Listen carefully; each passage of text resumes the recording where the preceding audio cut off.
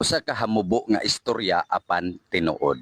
Dihang gibuhat sa Ginoo ang kabaw, iyang giingnan, magtrabaho ka gikan sa buntag hantod sa gabii. Kayahon nimo ang tanan, pasano nimo ang ipapasan sa imong amo ug mabuhi ka sulod sa 50 ka tuig. Ang kabaw nitubag, taas ra kaayo ang 50 ka tuig. Pwede ba 20 ka tuig na lang? Og nisugot ang Ginoo sa hangyo sa kabaw. Dihang gibuhat sa Ginoo ang iro, iyang giingnan, ikaw ang mamahimong tigbantay sa balay. Mosulod ka sa gusto sa imong amo ug mabuhi ka sulod sa 25 ka tuig. Ang iro nitubag, taas ra kaayo ang 25 ka tuig. Pwede ba nga napulo ka tuig na lang? Og ang Ginoo nisugot sa iyang hangyo. Sa dihang gibuhat sa Ginoo ang unggoy, iyang giingnan, magbalhin-balhin ka sa mga bagon, mahimo kang katawanan ug makalingaw, mabuhi ka sulod sa 20 ka tuig. Og ang unggoy nitubag, taas ra kaayo ang 20 ka tuig. Pwede ba nga napulo ka tuig na lang? Og ang Ginoo nisugot sa hangyo sa unggoy. Og sa dihang iyang gibuhat ang tawo,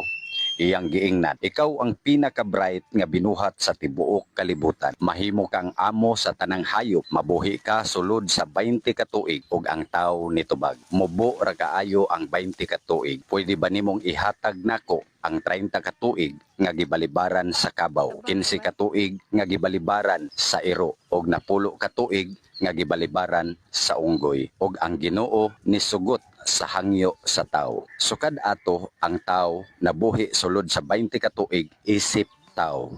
Dihang siya gikasal, nabuhi siya sulod sa 30 ka tuig isip kabaw. Nagtrabaho gikan sa buntag hangtod sa gabii. Gipasan o gikaya ang tanang pasunon sa kinabuhi. Dihang nanagko na ang mga anak og nanarbaho na, nabuhi siya sulod sa 15 ka tuig isip ero, tigbantay sa balay, nagsunod-sunod sa gusto sa mga anak. Ug sa dihang retirado na ug adunay kaniya-kaniyang pamilya ang iyang mga anak, nabuhi siya sulod sa napulo ka tuig isip unggoy, paduaw-duaw ug pabalhin-balhin sa mga balay sa iyang mga anak, nahimong katawanan para lingawon ang iyang mga apo.